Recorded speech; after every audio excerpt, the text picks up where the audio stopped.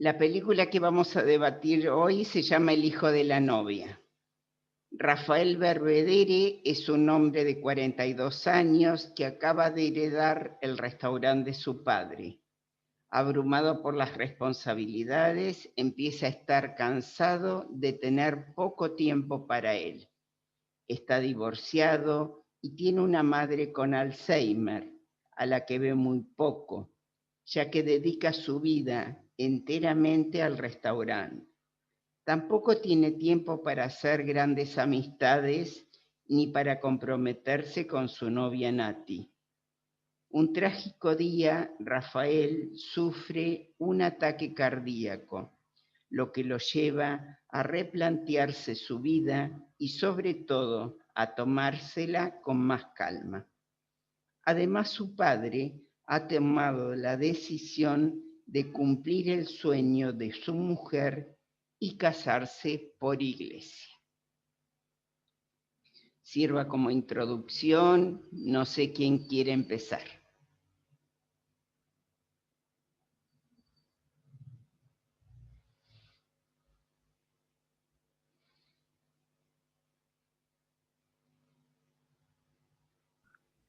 Él no tenía el micrófono puesto. Él al principio piensa que el padre está como loco, que quiere casarse. Lo ve todo como una cosa de fantasía. Y después cómo la vida lo lleva, ¿no? A darse cuenta de los afectos y cómo actuar, ¿no? O cómo sentir más que actuar. Bien, Silvia. Bien, ¿terminaste? Sí, sí. Bueno, sí, adelante, sí, no sé quién está diciendo Yo sí. soy yo, Norma. Norma, adelante, Norma. En una síntesis, muy síntesis, diría que a Rafael lo cambia la presencia, la cercanía de la muerte y la presencia del amor. Porque él está rodeado, en un momento está rodeado de amor. Su padre, que tiene ese amor por su madre, su amigo que viene y le amorosamente, y esa novia que también lo quería mucho, además de su hija, y hasta su ex esposa tenían así un afecto por él, ¿no? Y mucho amor. Yo creo que eso es lo que lo cambia. Es una síntesis muy síntesis, es todo. Perfecto, Norma. Bueno, entre lo que dice Silvia y lo que dice Norma, yo lo que les voy a decir es que nos acordemos de otra frase, que para Freud la persona madura es aquella capaz de amar y trabajar. Acá tenía todo centrado Rafael en el trabajo. Perdón que interrumpa, sí, está cortado lo que decís. No se escucha bien.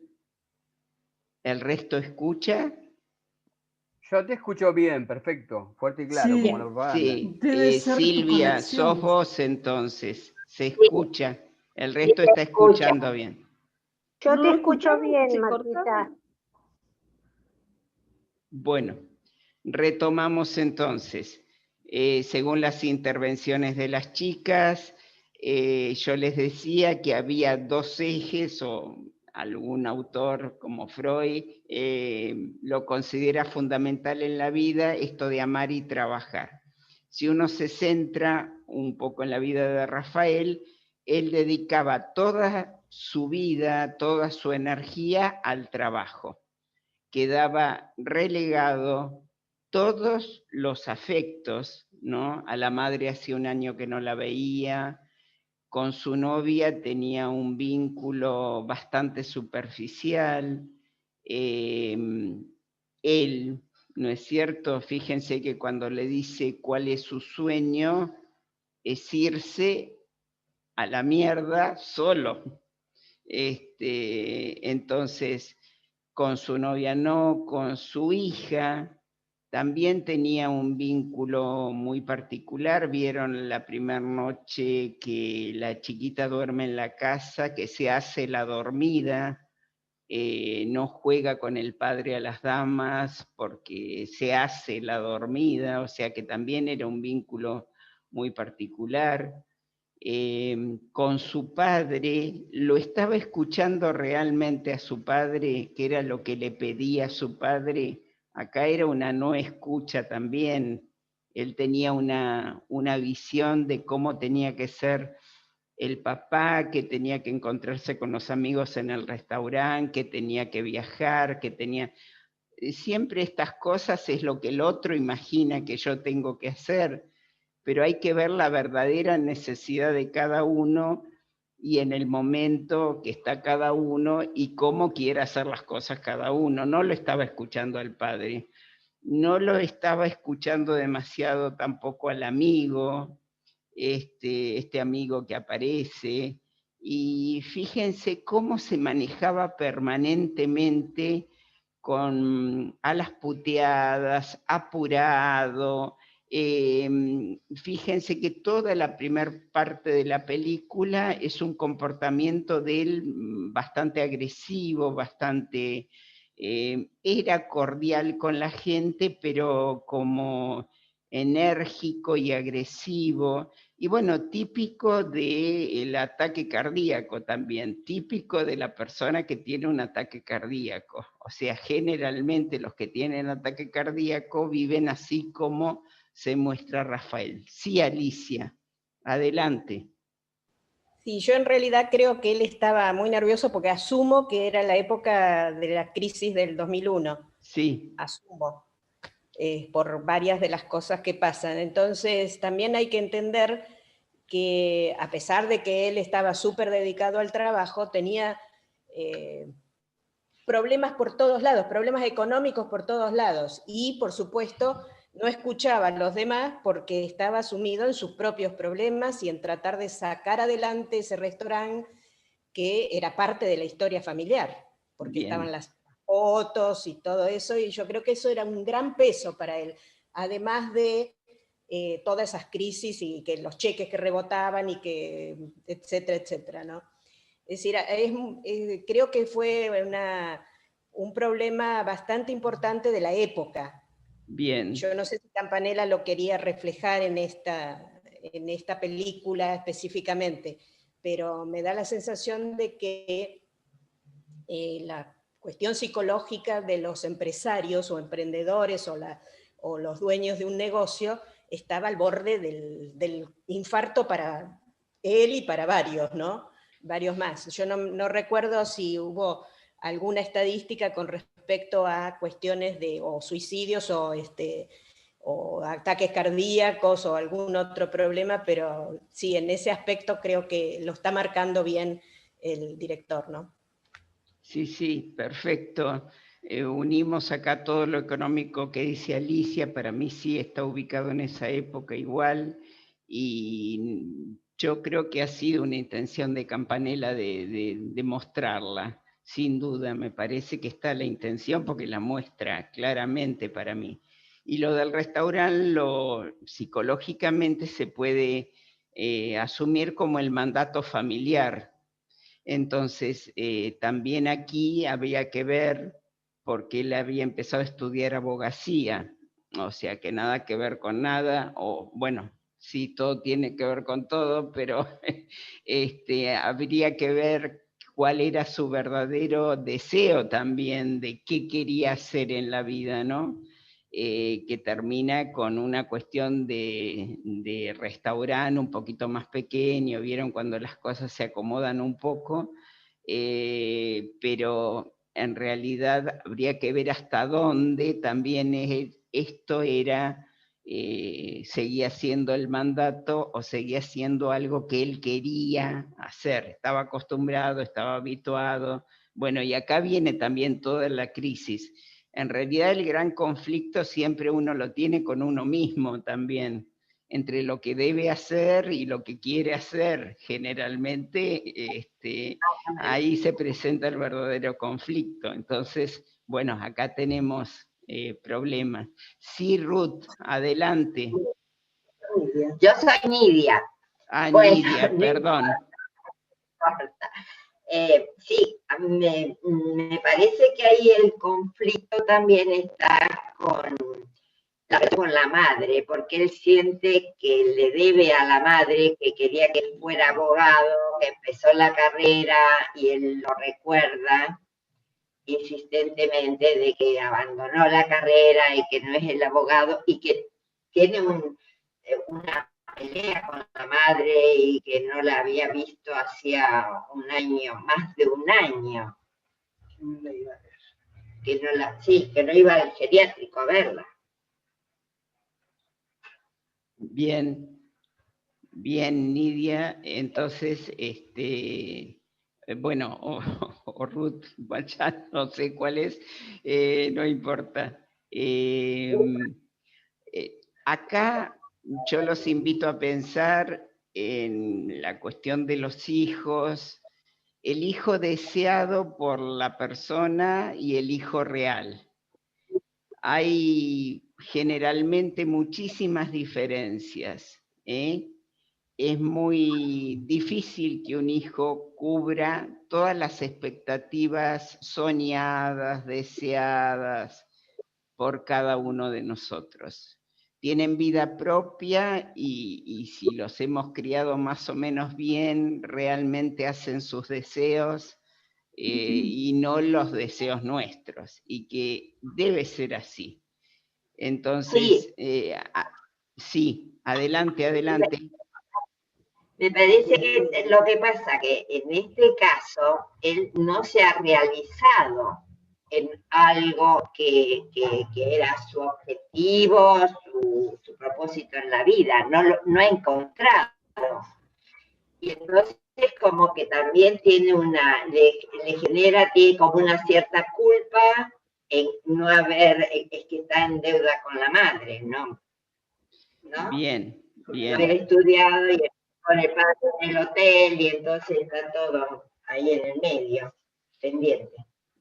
Está la culpa es bastante inevitable, se siente siempre que uno no responde a las expectativas de los padres, y generalmente si ustedes les pudieran preguntar a sus hijos, siempre hay alguna cuestión de culpa, porque ellos saben lo que nosotros queremos de ellos, y muchas veces, muchísimas veces, no es lo que hacen, lo que dicen, cómo están en el mundo.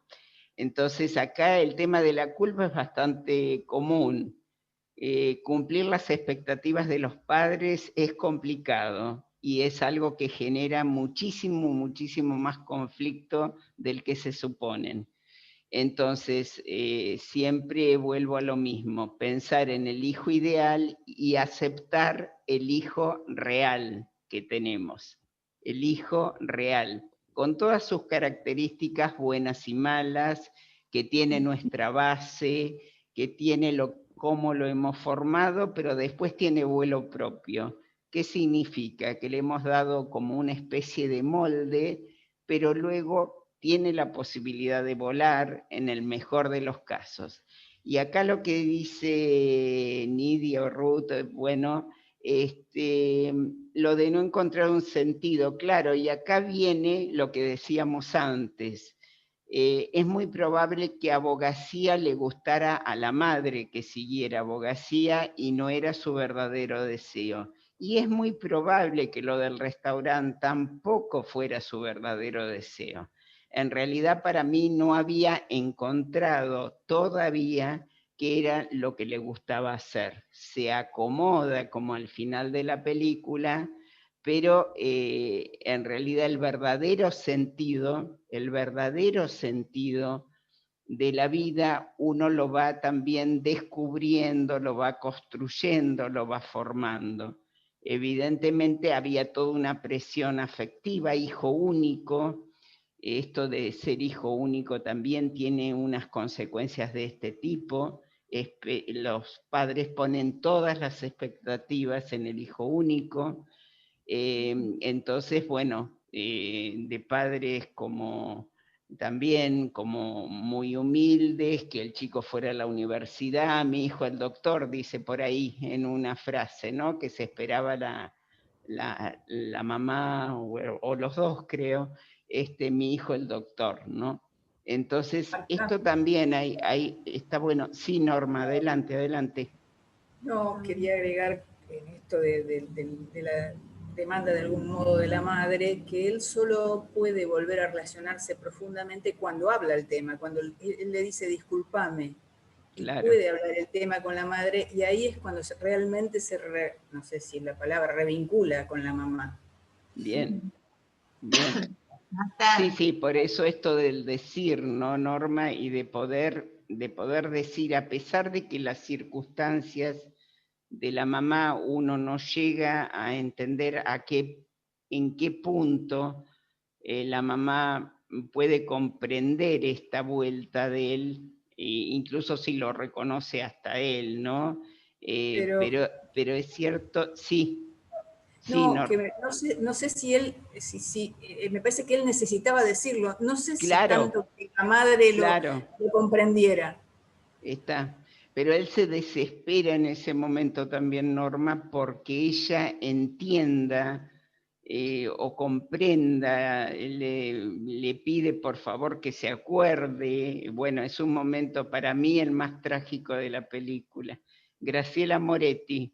Sí. No, un detalle, cuando comienza la película, que están jugando con los amigos, están jugando a la saga del zorro.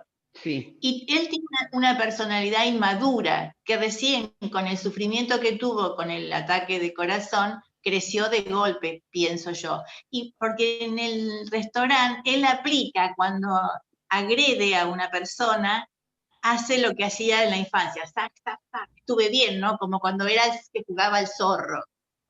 Por eso empieza la película que están jugando los niños, los chicos. Y bueno, ese detalle me quedó grabado porque después en el transcurso de la película él lo emplea como un chico, o sea, no estaba maduro hasta que le pasó lo que le pasó. Eso, Bien. detalle. Bien. Bueno, pero eso vamos a tomar acá de Graciela, que es cierto, este tipo de ataque cardíaco, esta situación hace un antes y un después en la gente, ¿no? Y es lamentable que haya que empezar una nueva vida a partir de un hecho como un ataque cardíaco. O sea, que la gente no pueda concientizar un poquito antes de su forma de vivir y de su forma de estar. Y en lo que dice Graciela también, en cómo comienza la película, acá podemos pensar en la sobreprotección que tenía Rafael con su madre, cuando él se pelea, le hacen bullying los amigos ahí, él corre con su amigo a la casa de la madre, que, bueno, no sé, habremos recordado todos, pienso, los polvorones con la leche chocolatada. Yo hasta la palabra polvorón hace muchísimo que no la escucho. Pero vieron que había una sobreprotección, la madre los agarraba de la mano, entraban a la casa, tomaban la leche. Y hablando de esta sobreprotección, ¿se dieron cuenta cuando él tiene el ataque cardíaco a quién llama? A la madre. A la madre. Y cuando él se despierta teóricamente del ataque cardíaco, ¿cuál es la voz? La de la madre también. Y dicen que esto sucede habitualmente. Uno allí se piensa que se muere con un ataque cardíaco y llama a su madre habitualmente. Así que en un momento muy límite llamamos a nuestra madre. Sí. ¿Puedo hablar de Norma? Dale. Me encantó la película, me pareció deliciosa y unos personajes divinos, muy lindos. No, que la enfermedad de Alzheimer está tratada con mucho optimismo en la película, porque ella tiene una personalidad muy divertida, alegre, cariñosa. Pero bueno, es como que olvidan el presente y el pasado. Y también yo pensaba que se deben despojar del super yo, ¿no? Porque estaba continuamente hablando mal, diciendo malas palabras, las empleaba en cualquier momento. pero ella siempre fue muy cariñosa con la nieta, con su marido, con el hijo, tenía dentro de la enfermedad una personalidad muy linda, porque bueno, hay personas que tienen esta enfermedad que se ponen agresivos, pero bueno, acá estaba tratada con mucha alegría, mucho optimismo en la película. Claro, Me encantó. esta Graciela, vamos a tomar de Graciela que el mal de Alzheimer, uno empieza a olvidar lo reciente, en realidad el pasado se le presenta en un primer momento como más claro, hasta que a medida que pasa el tiempo el deterioro hace que la persona no recuerde nada, ni el nombre de sus hijos, ni de nada, incluso... Y que sos su bueno, hijo. claro, No reconocen ni que sos su hijo. Mi madre tuvo claro, Alzheimer, eso lo sé. claro, Llega un punto donde no te reconocen como hijo. no te Sos reconocen. una Y más. exactamente. Bueno, y esto es muy, a ver, si lo ubicamos psicológicamente hablando, es desesperante, sobre todo, bueno, acá tenemos quien lo ha vivenciado, es desesperante el no reconocimiento de la madre. Vieron que él le pedía, como le pedía por favor, que incluso el esposo, también cuando se casan, le dice en un momento, a mí no me mentís, vos te estás haciendo la burra, en realidad te acordás más de lo que decís, ¿no? O sea, es muy doloroso para el ser que está al lado, que es hijo, compañero, lo que sea, bueno, y de un hijo mucho más, es decir, esto de que nuestros hijos les cuesta mucho vernos grandes, vernos crecer, vernos que nos ponemos viejos, se imaginan cómo cuesta el no reconocimiento de quiénes somos. O sea, si ustedes se lo ponen a pensar, es muy doloroso. Y en cuanto a la personalidad, lo que dice Graciela, bueno, acá necesitaríamos un médico, pero en lo que está diciendo Graciela, yo no lo sé del todo, pero se me ocurre lo mismo que ella, debe pasar algo con los lóbulos frontales, donde está la inhibición de alguna función. Entonces, en realidad ella vieron que puteaba y decía pelotudo y déjate de joder, y era permanentemente este vocabulario. Y lo que les pasa con el afecto es que también se transforma, se puede transformar para este lado también, como en la película, o se pueden poner muy agresivos, incluso autoagresivos. Bueno, ya llega un momento de la enfermedad que es imposible tenerlos en una casa, hay que internar a esta gente, ¿no? Y bueno, que también acá viene todo otro dolor, pero su afecto también se altera el intelecto, se altera el afecto, y medio el tema de la vejez pasa algo con los lóbulos frontales, también lo tendría que repasar, no me acuerdo mucho, Marta. pero sí, adelante Norma. No, esto que hablas de los lóbulos frontales y de la inhibición, no fue el caso de mi mamá, pero pueden llegar a desnudarse. Es decir, Claro, toda claro. inhibición. Exacto. Es decir, es como que pierden todo autocontrol, toda posibilidad de prohibición. Y como dice Graciela, lo podemos ubicar tranquilamente en lo que es el super yo, en lo que debemos hacer. Vieron que ella no le importaba nada, linda nena, o qué sé yo, tenía una actitud como cariñosa y risueña, pero bueno, estaba en su mundo, sin duda. Ella hablaba sola, estaba como aislada, ¿no? Sí, Susana, adelante. Habilitate el micrófono. Perdón, Marta, después vamos. No, lo que yo quería remarcar, que me hizo acordar a un video que estaba circulando los otros días, cómo a pesar de que ella no reconocía al hijo y no se acordaba de nada, pero viste cómo la parte artística, viste cómo recitaba esa poesía de Baldomero, los 70 balcones.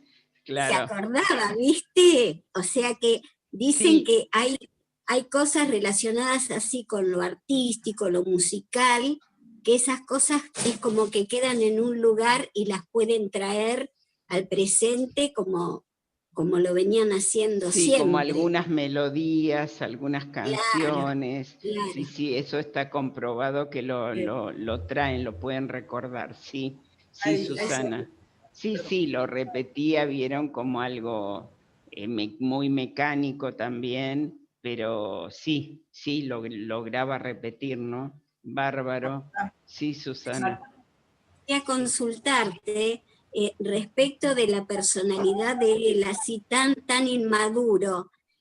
¿Vos lo atribuís al hecho de que fuera un hijo único? Porque los papás parecían un matrimonio así muy lindo y como que se crió en un ambiente realmente muy amoroso, y él parecía que no tenía para nada desarrollada la empatía, y viste cuando la chica, cuando él le dice todo eso, cuando vuelve después del infarto, y que le dice que se quiere ir, qué sé yo, que ella pobre se le caen las lágrimas al sentir que él no como que no la incluye en su proyecto de vida. Y te llama la atención, viniendo de un hogar donde parece que los padres tenían una relación hermosa, y que él sea tan inmaduro y tan...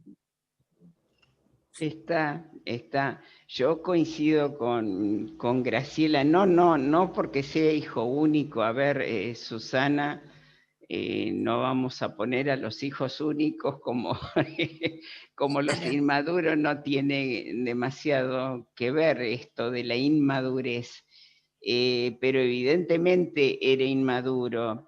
Cuando la noviecita habla con él, le dice en un momento, no sos capaz de comprometerte, que es un poco la realidad del joven, ¿no es cierto? Esta del joven que anda dando vueltas alrededor nuestro, esto del compromiso, ¿no? Porque cada vez que uno se compromete, y evidentemente pierde mucho, hablando de pérdidas, y gana mucho, pero hay que comprometerse, ¿no? En la vida. Entonces, la inmadurez sí va, Graciela, espérate un chiquitito que termino de contestarle a Susana.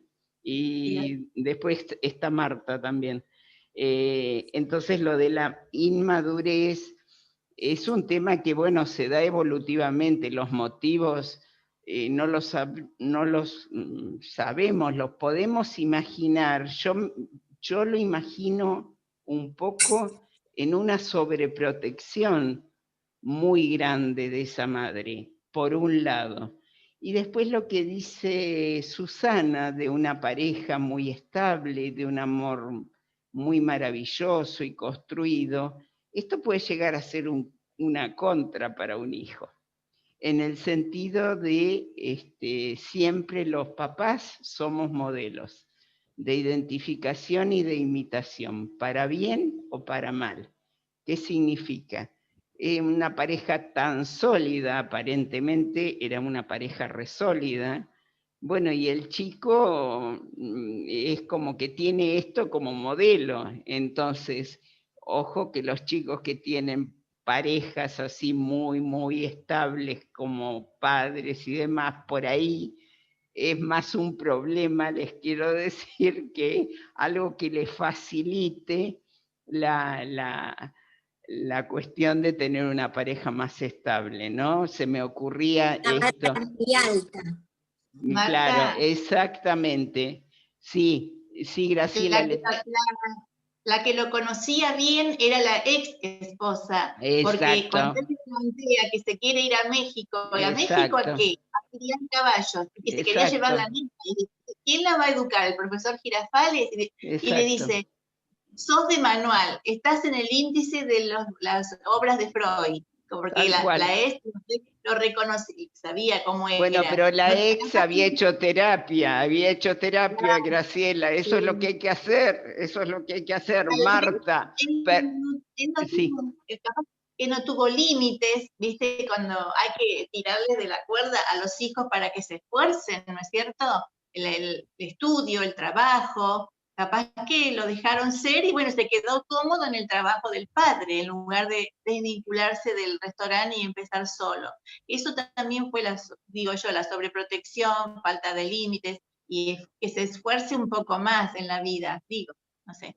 Lo que pasa es que la sobreprotección es una atracción fatal de todas las madres especialmente, pero en realidad suele cometer desastres con los hijos. Acá, bueno, por eso, yo lo leí por ese lado, acepto otras interpretaciones, pero me parece que fue una sobreprotección que lo ahogó más que lo hizo crecer, ¿sí? Porque ya les digo, la sobreprotección es hasta como necesaria en varios momentos de nuestra vida, pero me parece que debe haber sido demasiado excesiva de Norma hacia Rafael. Marta, perdón que te dejé tanto tiempo. Adelante. No, fue muy bueno escuchar las otras opiniones. Yo tenía una pregunta que en realidad involucra a los dos varones de la familia. De Rafael creo que nos quedó claro, o por lo menos me pareció a mí, que se sentía culpable por no haber podido resolver las expectativas de la madre. Y bueno, hasta que no lo dice, se queda con muchas dificultades. La pregunta es respecto del padre, no recuerdo el nombre del personaje. Esta cuestión, yo lo noto amoroso, la ve todos los días y entiende de alguna manera que Norma no está en condiciones de entender demasiado la realidad, pero insiste en el casamiento, con lo cual yo pensaba, aquí también le quedó a él, porque él lo expresa, un sentimiento de culpa. Y yo creo que en el fondo lo está haciendo tal vez más por él, por la culpa de no haberse casado como ella quería, como Norma quería, que por satisfacer a la mamá realmente. Cosa que queda bastante velada, ¿no? Nunca aparece, como que todo lo hace por ella, se desvive por ella. Y en realidad quería preguntar si en realidad no lo está haciendo por él mismo, este casamiento. Esta era la pregunta. Bueno, la respuesta acá, Marta, para mí lo está haciendo más por él que por ella. En realidad, también uno acá se puede plantear lo siguiente, ¿no? Necesitó que tuviera Alzheimer para cumplirle el deseo. Habían pasado 44 años. Entonces, también acá se puede pensar esto. Creo que muy atinado a lo que dice Marta, porque aparentemente es el hombre bueno, que lo único que no le cumplió, reconociendo que era una cuestión de principios y que ella era una chica de barrio y que casarse de blanco y por iglesia era fundamental para ella. Pero se acordó a los 44 años, cuando ella ya no tenía la posibilidad de esta conciencia. Entonces también no sé si le cumplió todos los deseos como él piensa que se los cumplió.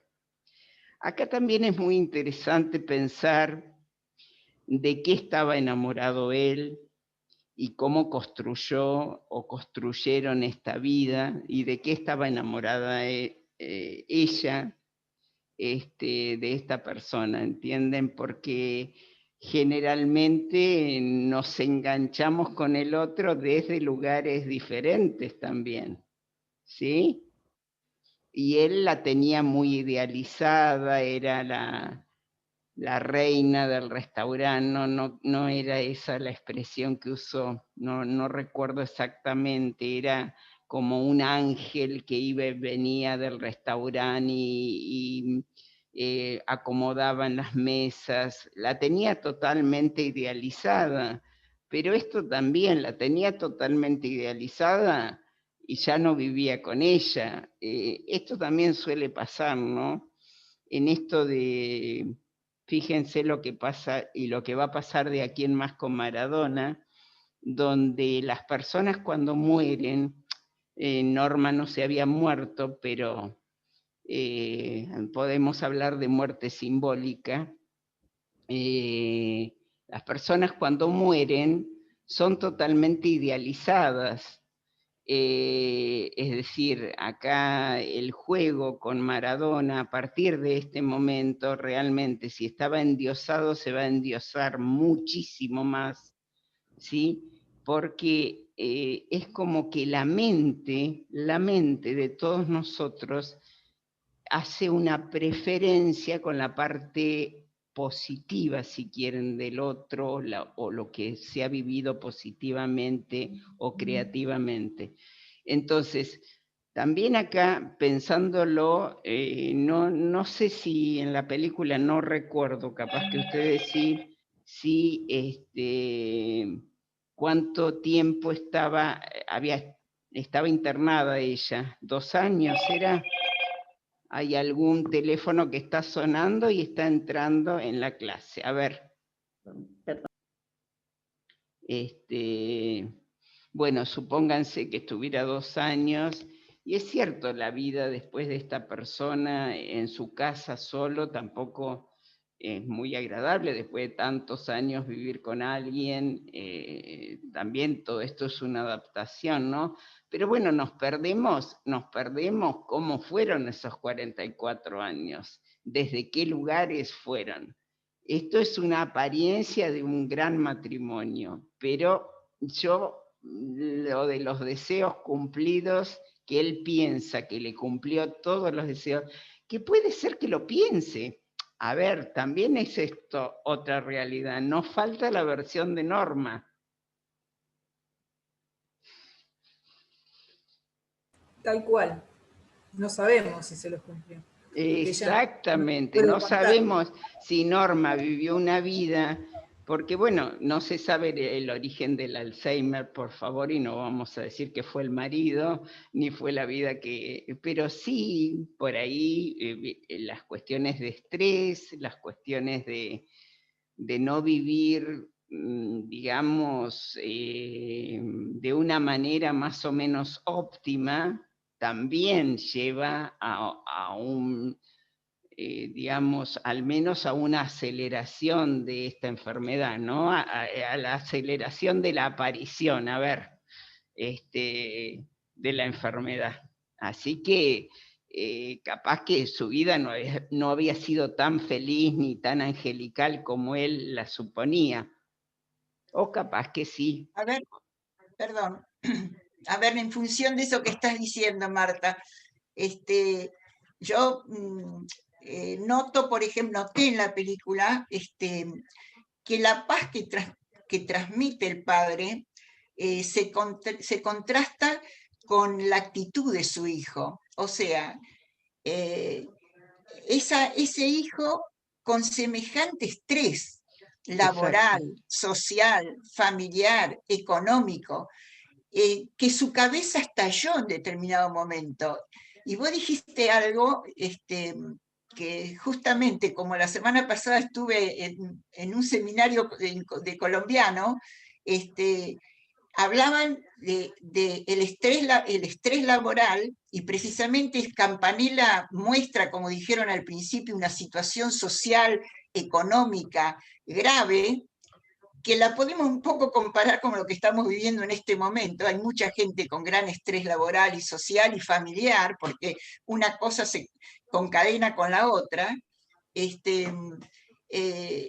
puede llegar a tener también la enfermedad de la madre, porque en cierta manera, además de haber sido un hijo sobreprotegido por la mamá, pero yo creo que ese año que él no va a ver a la madre es porque él rechaza en cierta forma la enfermedad de la madre. Como dijiste vos, Santi, a los hijos no nos gusta vernos enfermos, pero la enfermedad de madre es tan temible, tan que yo creo que él en cierta manera sería un potencial enfermo de esa enfermedad, de la que tiene la madre, por la vida que lleva, ¿no? Y les quería contar que, que en este seminario que estuve participando, hablaba de la intervención de la gerontología en este tipo de enfermedades, porque se crean sistemas de cuidado, de protección, de prevención de esta enfermedad, que lo pueden detectar bastante tempranamente. Y él, además de ese gran estrés que tenía, padece esa tendencia a poder llegar a tener la enfermedad de la madre. Yo pienso que un poco eso es lo que le pasó, ¿no? La gerontología es un estudio científico que se hace sobre los problemas del envejecimiento, desde todos los aspectos, el clínico, el biológico, el psicológico, social, económico, político y hasta legal. Todo tiene en cuenta la gerontología. Por eso es tan importante que haya gerontólogos, y ahí decía que en ninguna clínica, ningún hospital, debería faltar gerontólogos, que son imprescindibles.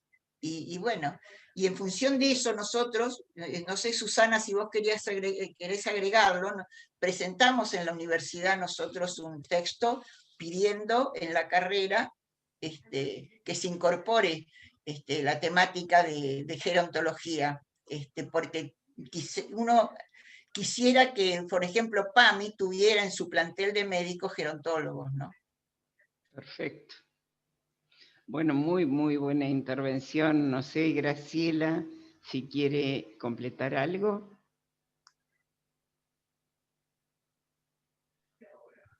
Marta. Sí, Susana, perdón, no Graciela. Un momentito, Norma. Sí, bueno, Susana. Bueno, el tema que comenta Marta, que presentamos en la universidad, cuando estuvo la otra gestión de PAMI, Adrián Juliar decía que podíamos hacer como una pasantía los médicos de gerontología que hicieran sobre gerontología y lo pagaba PAMI. Porque incorporar una materia más en la carrera de medicina es complicado. Eso por una parte. Y por otra parte, yo tuve la experiencia de mi padre con Alzheimer y somos 3 hermanos y cómo reaccionamos los 3 hermanos distintos, ¿no? Mi hermano más chico pasó como este chico, no lo puedo ver nunca, no lo podía ver a mi papá. Y los otros, bueno, yo era más su mamá, me tomaba como su mamá y bueno, hasta último momento. Pero digo que a veces uno piensa y hace juicio y no, y hay que ver cómo se puede pasar el tema, ¿no? Yo creo que es muy importante el acompañamiento a los familiares en esta enfermedad, porque es muy fuerte realmente descubrir que un padre es inteligente y de golpe y porrazo su inteligencia pasó a otro lado, ¿no? Bien, Susana. Bueno, gracias. Sí, por supuesto, sin ningún juicio de valor. En el tema de los hermanos, los padres grandes, tengan Alzheimer o no tengan, siempre hay un hermano que se encarga y el resto que no se encarga o que se encarga menos.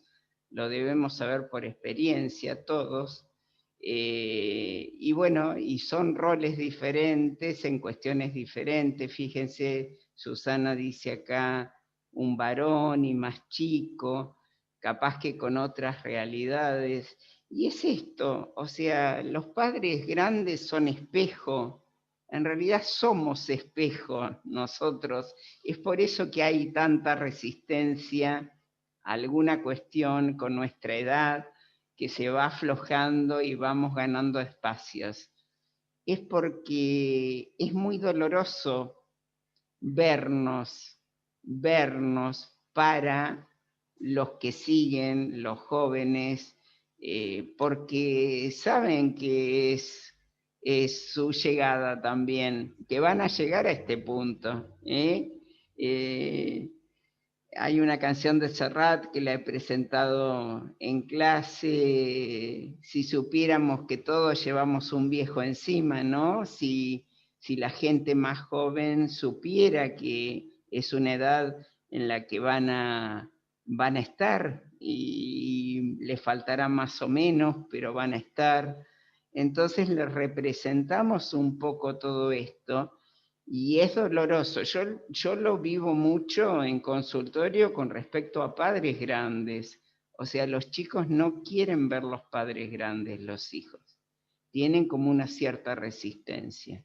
Es que es un tema, como dice Susana, y yo siempre pienso en este tipo de enfermedades, hasta qué punto no pueden captar el afecto de ese hijo que va a visitarlo o no.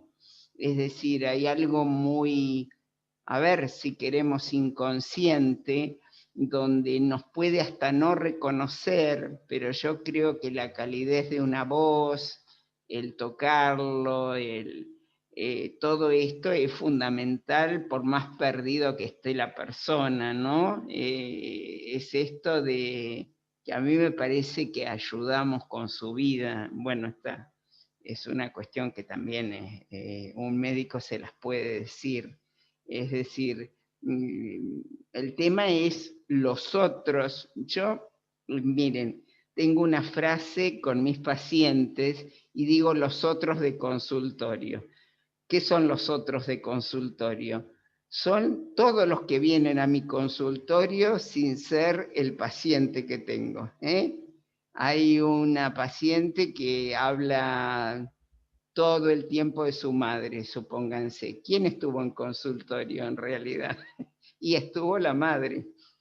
Es decir, lo trae una persona. Bueno, los enfermos de Alzheimer, por algunos datos que tengo, es muy difícil la contención porque realmente los familiares como que se agotan, se queman en alguna cuestión, así como estamos medio quemados con el coronavirus en este momento. Lo del Alzheimer puede ser, yo he conocido Alzheimer de 20 años, por ejemplo. Entonces, realmente a la gente que acompaña, a los familiares, a los que están cerca, y es agotador, por supuesto, y llega un momento que uno parece que no da más.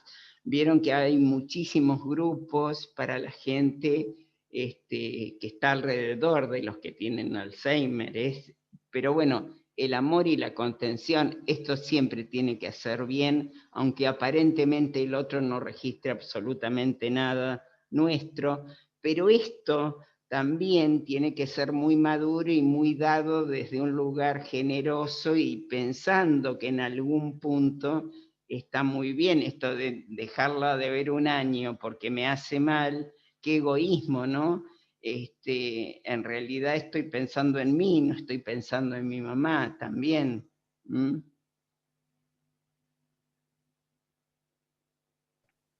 Marta, ¿puedo dar una opinión? Adelante, Norma. Yo voy a opinar de la otra vereda. Hemos hablado muchas veces de que a los hijos les cuesta vernos envejecer. Yo voy a hablar de la vereda de hija que vio envejecer a sus padres. Y a mí me costaba ver la sensibilidad que se iba aflorando a medida que pasaba el tiempo. No fueron enfermedades como el Alzheimer, pero indudablemente esa imagen que me dieron, que yo tengo de chica, de ver la protección o lo grande que eran, lo protegido que uno como hijo se sentía, a medida que los años van pasando, llega un momento en que nos igualamos y hay un momento en que nosotros vamos más adelante y tenemos que protegerlos.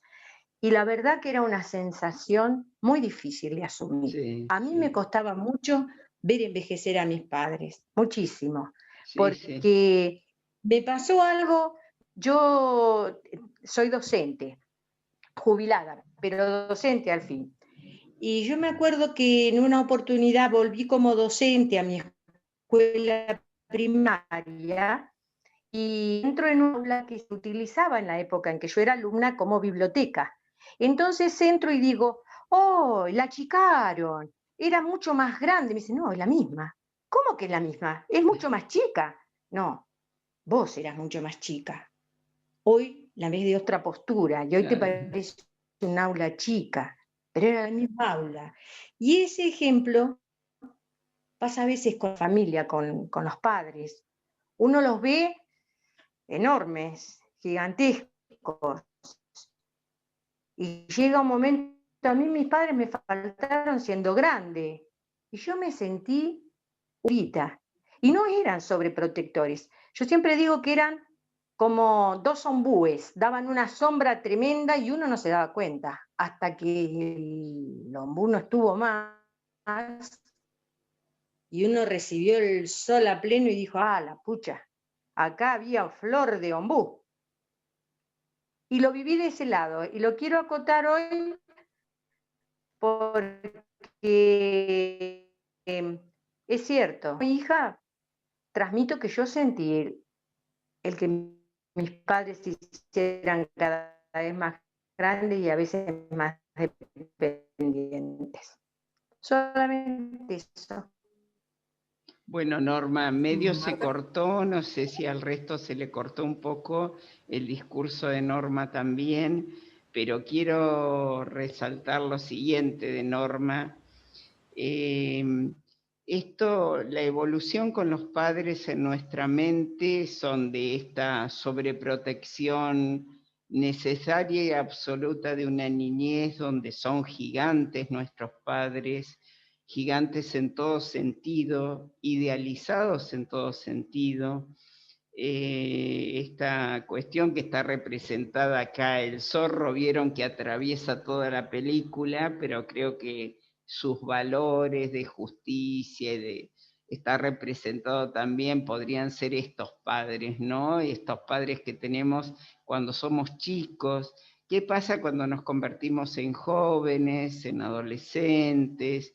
Precisamente para convertirnos en personas entramos a discutir con nuestros padres, a rebelarnos en alguna cuestión. Nuestros padres entran a ser ídolos caídos, que se llama, es decir, nuestros padres son esas personas que ya no son tan perfectos como eran de chicos, es otra cuestión la que empieza a jugar. Hasta que con nuestra madurez también lo que llega a ocurrir es que llegamos a reconocer unos papás que tienen defectos y que tienen virtudes, que es medio como esto de el hijo idealizado con el que empezamos nuestro debate. Es decir, acá nosotros siempre, nuestros padres van a ser nuestros padres, significa que siempre van a tener este lugarcito muy particular en nuestra vida, pero llega un momento de la vida en la cual hay que reconocer que tienen defectos y que tienen virtudes también, ¿sí? Bueno, ahí empezamos a crecer todos y realmente lo que Norma me lleva en su discurso es cuando ella se tuvo que despedir de sus padres y ver que le faltaba esa sombra, porque le quiero decir a Norma que cuando uno se despide de los padres, no importa si tiene 60, si tiene 50, si tiene 40, si tiene más edad, menos edad. Cuando uno se despide de los padres, es un niño que se está despidiendo de los padres. Uno no llega más que a una edad de 7, 8 años despidiendo a los padres. Es decir, la indefensión que uno siente, la desprotección que uno siente, esto de decir, bueno, eran ombúes, qué sombra que es hombre importante, y bueno, y me quedo yo allí, huérfana, desamparada, es decir, no despide un adulto a los padres, despide un niño a los padres. Es por eso que uno siente esa sensación que muy bien simbolizada por Norma.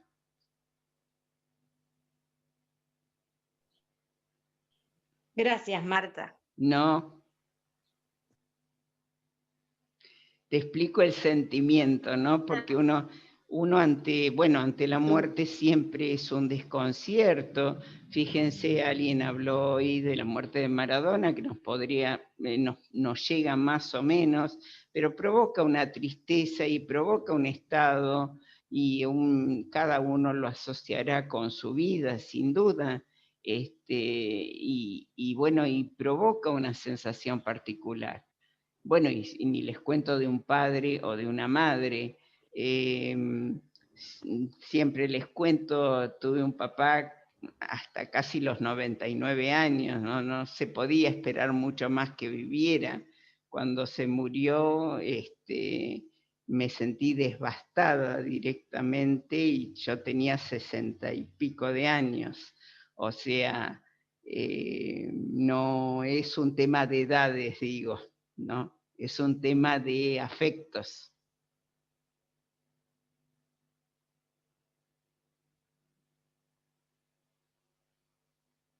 ¿Alguien quiere participar? Sí. Marta, Sí. Habla vos. Yo quería hacerte una preguntita, Marta, con respecto a la sobreprotección. Con respecto a la sobreprotección de los hijos.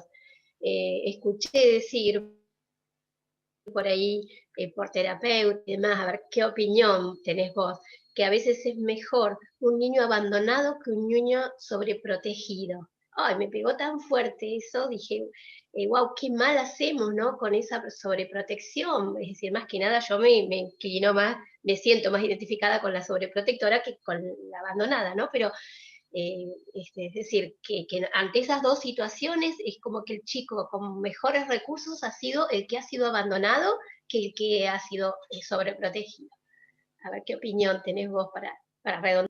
No, bueno, desde ya estoy de acuerdo totalmente con vos sobre el amor y la sobreprotección y ese exceso de amor que de última tiene algún tipo de reparación, pero resulta que en lo que has escuchado me hace acordar a un diálogo que tuve no hace demasiado tiempo con una persona que tiene sus 2 hijos recibidos con título, se recibieron en tiempo y forma, que en esta época no es muy común y demás, y esta persona es un profesional, y entonces en el diálogo decía, bueno, pero estoy pensando que tienen menos herramientas que los chicos que limpian los vidrios de los autos cuando uno llega a las esquinas. Entonces me voy a esto, Graciela, quizás el mundo que sigue, el mundo que nos toca,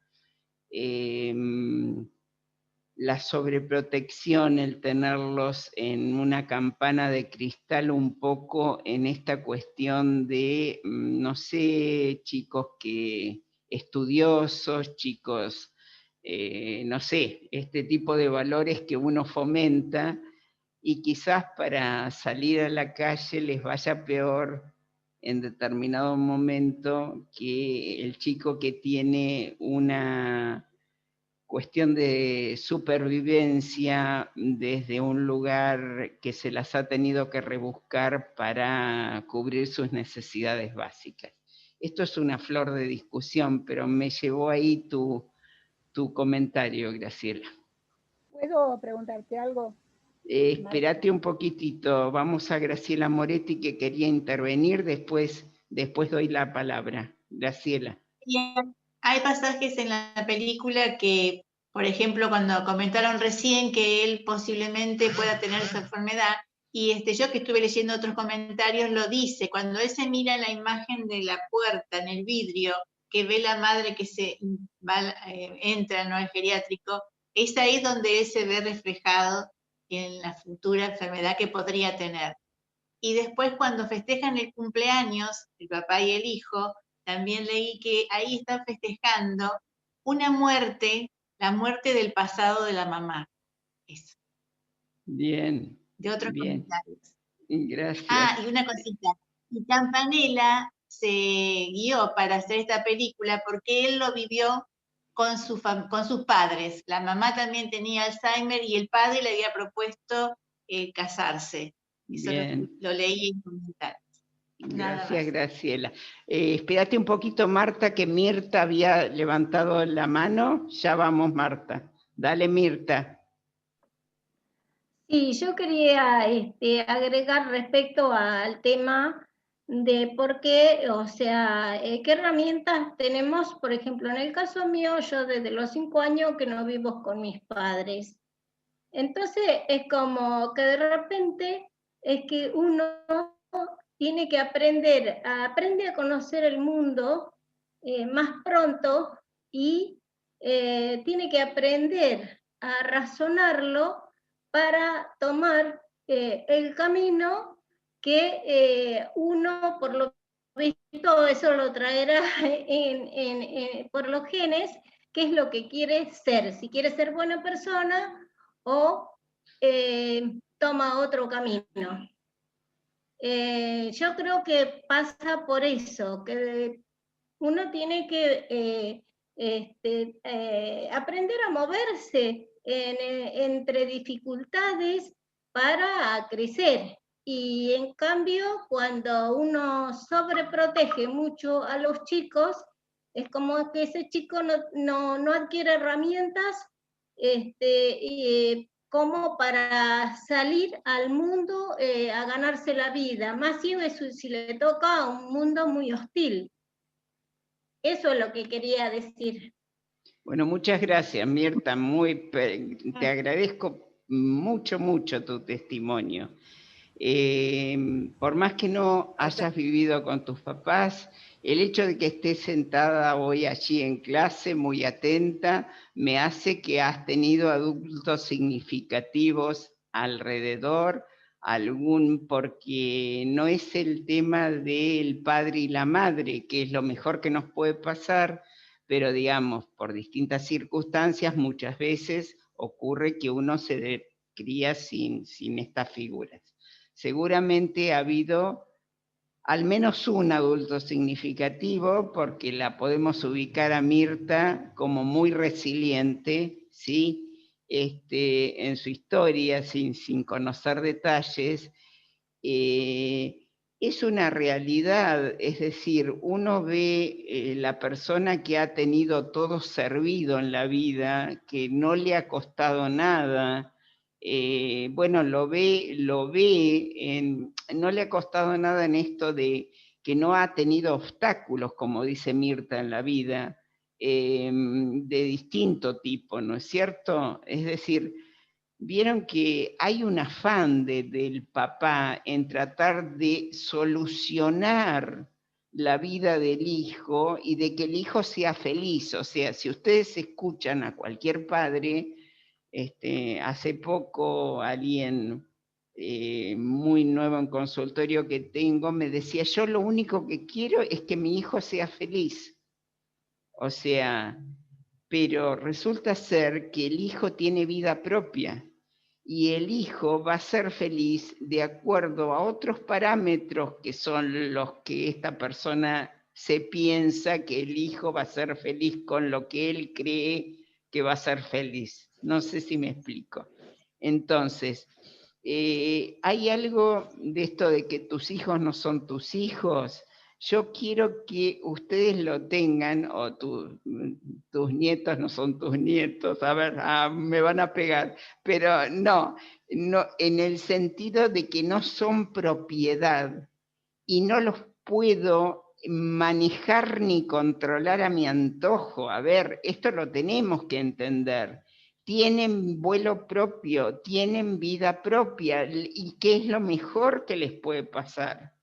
A ver, porque estos chicos que no se han presentado con obstáculos, que han tenido a los papás permanentemente resolviendo problemas, uno ve desastres después de este chico como adulto, ¿sí? Entonces, esto también hay que pensarlo que uno forma, y ya les digo, más en psicología uno sabe que ha formado en los primeros tiempos, ya después de los, se van a morir, pero después de los 5, 6, 7 años, es como que no influimos más, entre comillas. Por supuesto, a uno nunca le queda bien quedarse sin el padre. A ver, son imprescindibles, pero ya está, lo que ya formaron con sus hijos, ya está, ya está. Entonces, y acá aceptar este hijo real que uno tiene, que habrá cumplido algunas de mis expectativas, pero otras ni nada que ver. Y entonces acá viene el gran problema, pienso, de todo el mundo. No estar con el hijo ideal, sino estar con el hijo real, que es lo mejor que nos puede pasar. Bueno, perdón, Mirta, no sé si te contesté y no me acuerdo. Marta era. No, Marta, adelante. Sí, Marta, porque yo la verdad pienso que sí, yo tengo mis hijos, o sea, por supuesto, traté de darle las mejores herramientas para que ellos sean adultos responsables. Perfecto. Pero bueno, y tengo a mi madre que está viva y tiene 90 y pico de años, pero claro, uno con la vida también creo que aprendí a no juzgar y sí a comprender ciertas situaciones. Y lo que me ayudó mucho es escuchar a gente por ahí de repente que o con un consejito o buscar no ídolos, sino ejemplos. Modelos, claro. Sí, gracias, Marta. No, por favor, Mirta, muchas gracias por tu apertura y tu contarnos algo tan personal y que nos ayuda a aprender a todos. Sí, Marta. Gracias. Sí, justo el tema mío tenía como pregunta también los modelos. En este caso, la pregunta de este hijo Rafael único, por lo menos en la película, no sé si se me pasó a mí, pero yo no vi un vínculo de par, de padre, de comentar cosas en común. Es más, el hijo cree que es una locura lo que le plantea y tiene que pasarle cosas en la vida para decir, bueno, voy a escuchar a papá. Entonces yo me preguntaba, otra vez el personaje del padre, parece que yo hoy estoy contra ese hombre, que además es excelente actor, lo amo, Alterio. La pregunta es, según la película, yo digo, a lo mejor como hijo Rafael no tuvo un buen modelo de padre porque él no sabe vincularse como padre. Cuando se muestran las escenas con el novio o con la pareja de la madre, él se queda admirado de cómo puede tener ese vínculo con otra persona, que es varón además, porque a lo mejor él conoce el vínculo madre-hijo, pero no sé qué papel jugó el padre respecto de él. Entonces yo preguntaba si tal vez él, la poco modelo que tuvo, tampoco tenía herramientas independientemente de, o no, dependientemente de toda la irresponsabilidad como persona y todo lo demás. Sin embargo, como padre tampoco podía compartir y jugar como niño. Entonces yo decía, ¿qué le pasó a él con el padre del chico? Esta es la pregunta.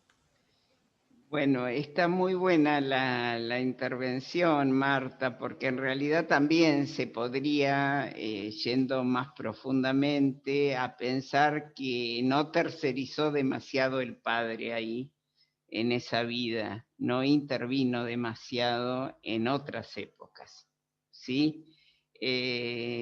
Ustedes saben que hay una conexión madre-hijo que es la que nos garantiza la vida, pero esto tiene que ser tercerizado. ¿Qué significa? Tiene que intervenir este padre cortando ese vínculo, porque si no, realmente vamos a tener un adulto con algunas dificultades. Entonces se podría pensar que este papá no fue demasiado papá de este chico. Es probable que haya sido excelente esposo, ahí puede ser, pero la función paterna no estuvo demasiado. Una cosa que quería aclarar también en el comentario de Marta es que dice uno, bueno, se necesitan ciertas cuestiones muy trágicas como para que haya diálogos sinceros, diálogos verdaderos entre padres e hijos y demás. Y sí, muchas veces sí, porque ustedes saben que lo que, bueno, en otras clases vimos como personalidad privada, por ahí uno la comparte más fácil con un amigo, pero no con un padre o con una madre. Esa es otra realidad, ¿no? Hoy escuchaba un sobrino de Maradona que parece que había estado en el velatorio, un único sobrino varón, y que el comentario era, bueno, vamos a estar más unidos a partir de este momento, de la muerte de Maradona. Entonces uno siempre dice esto, ¿no? Hay que esperar las tragedias, hay que esperar los infartos, hay que esperar el estar en terapia intensiva unos días, hay que esperar ciertas cuestiones como para que la gente se modifique. Por eso es importante esto que siempre tratamos también en estos grupos, pensarnos el hoy, pensarnos el día de hoy, que podemos pensar bien, que podemos reflexionar bien, ver nuestro sentido de vida hoy, ahora, en este momento, en este día, porque generalmente la vida la hemos postergado, hemos esperado a tal cosa para estar bien o a tal otra para estar mejor, y se nos va la vida. Entonces, vivamos realmente logrando un sentido aquí y ahora, y si no estamos conformes con ciertas cosas, tratar de modificarnos. Nosotros no podremos modificar mucho al otro, pero sí hacernos problema por lo que nos tenemos que hacer problemas, si hay algo que no podemos cambiar realmente, que no depende de nosotros, y bueno, dejar esa preocupación al menos que esté permanentemente en nuestra cabeza, y bueno, y tratar de lograr el sentido medio actual de vida, no les digo sin proyección de futuro, pero no dejar para mañana realmente ese dicho, ¿no? Dejar para mañana lo que puedo hacer hoy. Realmente, porque aparte no nos queda mucho, Dios quiera que vivamos hasta los 100, pero en realidad piensen que, bueno, las posibilidades, los deseos, los gustos, y bueno, pensémoslos ya desde hoy. No esperemos a cumplir 70 para darnos cuenta, o esperar a mañana. Bueno, no sé por qué me fui a este tema. La verdad que vieron que a mí me dejan hablar y yo sigo, ¿no? Perdón porque me fui un poco de la película. No, hermoso, Marta, todo lo que redondeás. No, sí, y la vida es lo que dijiste. Nos sirve. Nos sirve, por supuesto que sí, porque todas tenemos, quien no, los hijos o nietos o algún sobrino, la que no, tías que tengan sobrinos también, ¿no? Pero pienso que quería agregar que el amigo también juega un rol en la película. Fundamental. Porque a él se le murió la mujer y la hija, y él se lo hace notar en cierta manera, él que tiene, supuestamente tiene para ser feliz, porque formó familia, porque tiene una hija, porque tiene su papá, y bueno, y todo eso estaría bajo control. El que no está bajo control es él, con el gran estrés que tiene. Exacto. Y eso lo hace precisamente como si tuviera una venda en los ojos donde los problemas lo superan tremendamente. Marta. Sí, Norma, sí. Sí, quería decir, no sé, me da la sensación de que el director quiere decir algo con este personaje, con el personaje de él, en relación a las pérdidas, porque en realidad, si nosotros vemos la primera parte de la película, transcurre con esta inmadurez suya y todo esto que uno ve que no va por la vida haciendo cosas a la altura de su edad, digamos, ¿no? Pero empiezan a producirse, primero o más o menos al mismo momento, su infarto, que él está a punto de perder la vida, esa relación con su amigo que en un momento está a punto de perderlo, su novia que está a punto de perderla, su madre que había perdido la memoria. Hay como un hilo que pareciera, y la situación del país también, ¿no? Como un hilo que pareciera que lleva Campanella para advertirnos sobre esto de las pérdidas, ¿no? Que por ahí nos pueden ser un escalón para poder crecer. Es mi apreciación de lo que quiere decir Campanella. No, perfecto, coincido plenamente, Norma, muy buena tu interpretación, y rescata mucho la figura de este amigo, que es un amigo reconocido por la mamá en el momento que se casa, le ofrece un polvorón, así que la mamá vieron ahí, porque las cosas de antes se recuerdan en el Alzheimer, así que tenía un pedacito de su memoria, reconociendo a este amigo que entraba con él a jugar, ¿no? Yo creo que lo del amigo es fundamental en la película, fundamental en el sentido de cómo aparece este amigo y de las cosas que lo hace darse cuenta, ¿no? Desde que se enamora de su novia, el otro tenía todo esto histriónico y bueno, también muy con el sentido del humor, ¿no? Pero yo creo que el amigo es una de las figuras fundamentales cuando él le dice, yo estoy solo, vos tenés una familia. El otro no había registrado, pero claro, ni a la hija, hablando de pérdidas. En realidad retoma su función paterna, fíjense, retoma la relación con la novia desde otro lugar, arrepentido y llorando y diciéndole que tus problemas, le dice en un momento ahí cuando llora tal cosa, y después dice, no, nuestros problemas.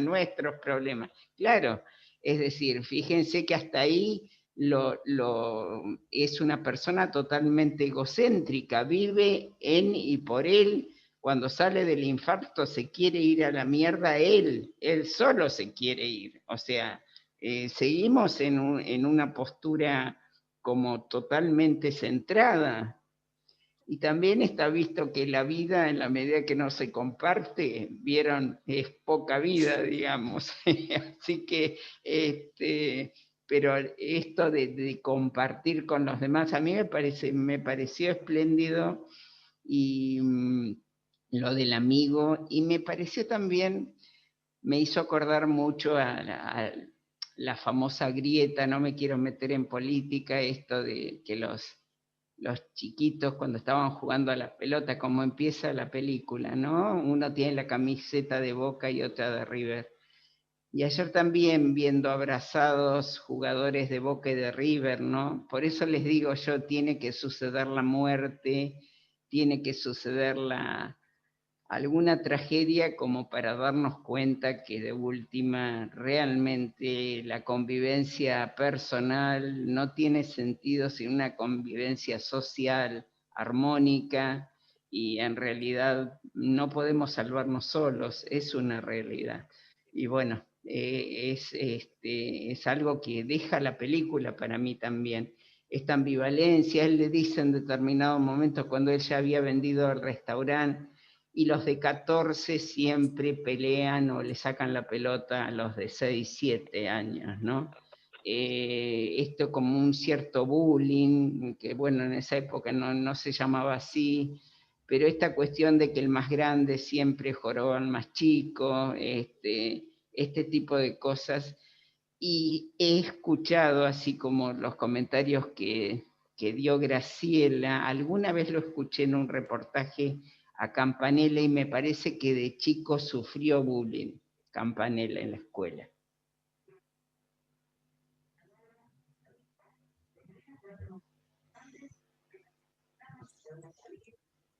Sí, Mirta. A ver, vamos a escuchar a Mirta nuevamente. Adelante. Sí, una pregunta. Rafael, ¿no estaba tan ocupado con el tema del restaurante tratando de mantenerlo y que fuera una, digamos, una gran empresa dentro de ese momento que se vivía? Porque él pensaba que podía demostrar que él había podido había podido lograr algo en su vida, porque él en un momento es como que él se lamenta que la madre no se pudiera dar cuenta de que él había logrado algo, porque cuando era chico se ve que en muchas circunstancias le decían que era pelotudo o algo así, dijo. Sí, y que no era nadie, sí, tal cual, tal cual. Sí, eso interpreté yo. Sí, en esto de, a ver, hay algo interesante que yo también lo he escuchado en jóvenes decir, y bueno, yo nunca voy a conformar a mi mamá, o yo nunca voy a conformar. Esto también es interesante, ¿no? Esta expectativa o este ideal que puede tener un padre, una madre con respecto al hijo. Y el hijo lo va a vivir toda la vida como que nunca va a lograr esto. A ver si me explico, como que en realidad le va a costar llegar a cubrir esa expectativa de los padres, ¿sí? Y en lo que dice un poco Mirta, en realidad él había sido muy desvalorizado, pareciera que para ser alguien tenía que ser abogado. Yo me lo supuse así, ¿no es cierto? Esto también de valorar qué de la persona, de valorarlo independientemente del estudio que tenga una persona o de que vaya a la universidad o deje de ir a la universidad. Esto también es muy importante. ¿Qué mensaje yo estoy dándole al hijo, al nieto, en cuanto a esto? La persona él no era nadie teóricamente porque no había ido a la universidad. ¿Sí? ¿Ustedes me escuchan? Marta. Claro, sí. Sí, perfecto. A veces se corta, Marta. Un rato. A ver, Norma. Yo lo que decía, ¿por qué termina comprando un restaurante? Bien. Porque vuelve otra vez a una vida que él había optado por dejar. Sí, pero ese restaurante, perdón. Sí, dale, Norma. No, ese restaurante lo eligió él, no es el restaurante del padre. Claro. Sí, incluso le cambia de nombre, ¿no? Le quiere cambiar de nombre y demás. Bueno, acá lo que se puede suponer también que si uno llegó a los 42, 45 años haciendo un trabajo, y bueno, este es el que conoce, a mí me parece que se tenía muy poco conocido como persona, ¿sí? Muy poco sabido qué era lo que quería como persona, ¿está? Me parece que era algo que él, bueno, estaba ahí medio con lo que le habían dicho que tenía que hacer. Se corta, me parece. Sí, se corta y vuelve va y viene, Marta. Sí. Hay varios micrófonos abiertos también. Una tal Marta tiene abierto el micrófono. Ahora Bueno, sí. ahí vamos a ver si logramos escucharnos. Bueno, no, yo lo que les decía se los repito. ¿Me están escuchando? ¿Sí? Sí. Ahora sí se escucha.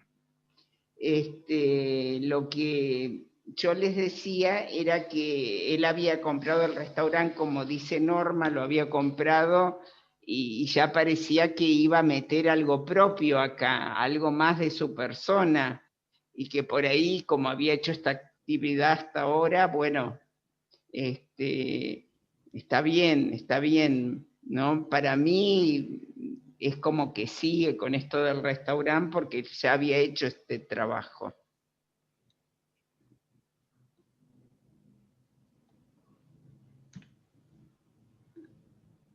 Igual si ese restaurante lo eligió él, le puso su nombre, no está mal que haga lo mismo que hacía el padre. El tema es que él elija, que lo haga. ¿Puedo hablar, Marta? Sí, adelante. ¿Puedo hablar? No te escucha, me parece. A ver, ¿quién es la que está diciendo si puede hablar? Lo que quería decir era,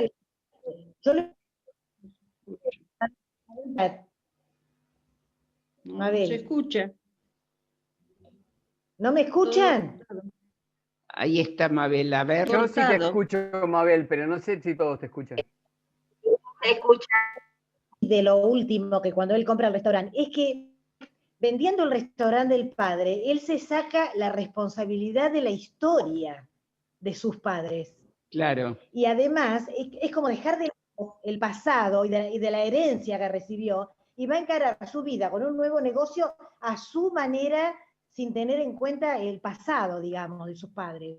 Bien. De esa forma lo interpreté yo, ¿no? Para bien. Bien.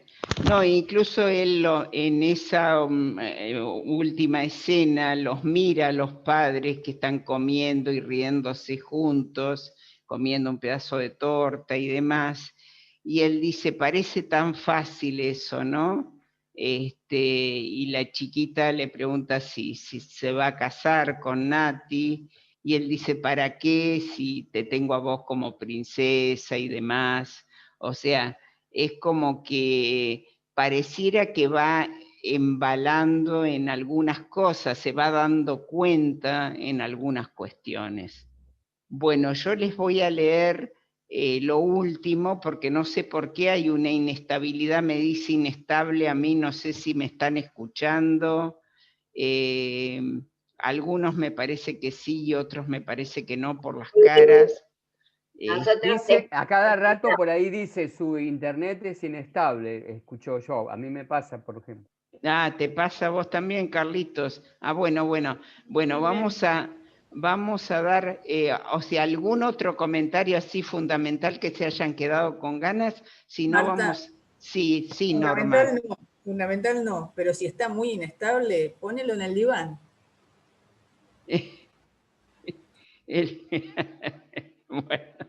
Bueno, yo les voy a leer para finalizarnos la poesía que hace la nena y que él lee de una manera particular, y yo creo que esto también es una toma de conciencia de algo que no sé si la había concientizado antes. Tengo piojos en el pelo y mi mamá los combate. Me pasa peine especial, después me dice enjuagate. Tengo un papá que me cuenta todo tipo de desgracias. Yo me río todo el tiempo porque me hacen mucha gracia. Yo tengo mamá y papá. Ellos viven separados. pero yo los quiero igual, me divierto en los dos lados.